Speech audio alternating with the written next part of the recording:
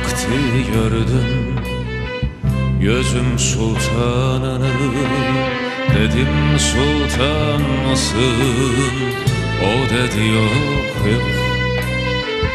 Gözler ışıltılı, eller kınalı. Dedim çolpan mısın? O dedi yok yok. Dedim ismin nedir? Dedi Ayhan'dır. Dedin yurdun nere? Dedi Turfan'dır. Dedim başımdaki, dedi hicrandır. Dedim hayran mısın?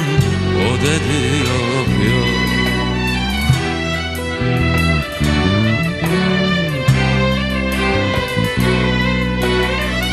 Dedim aya benzer, dedi yüzüm mü? Dedim yıldız gibi, dedi gözüm mü? Dedim ışık saçar, dedi gözüm mü? Dedim volkan mısın? O dedi yok yok. Dedim çatık nedir? Dedi kaşındır. Dedim dalga nedir?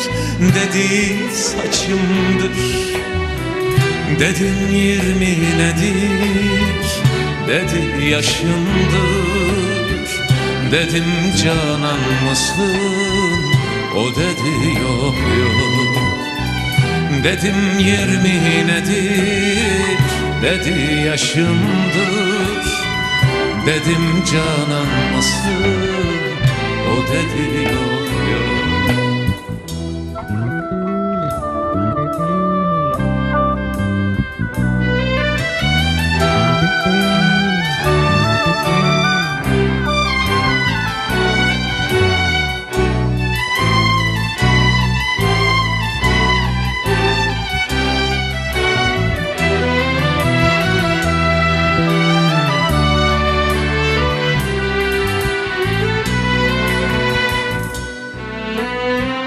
Dedim zincir nedir?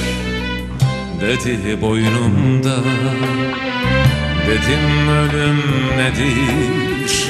Dedi yolumda. Dedim ya kelepçe? Dedi kolumda. Dedim korkar mısın? O dedi yok yok. Dedim arzun nedir? Dedi gülümdür. Dedim savaş nedir? Dedi yolumdur. Dedim ötkür neyin? Dedi kulumdur. Dedim satar mısın? O dedi yok yok.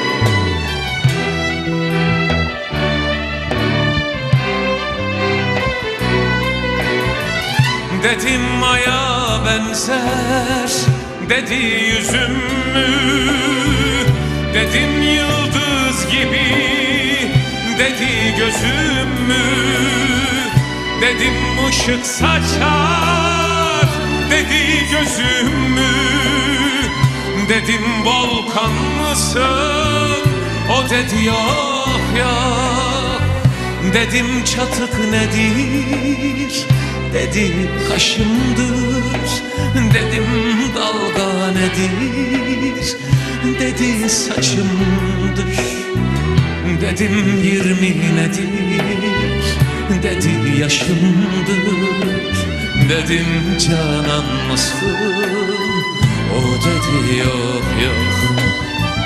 Dedim 20 nedir? Dedi yaşımdır.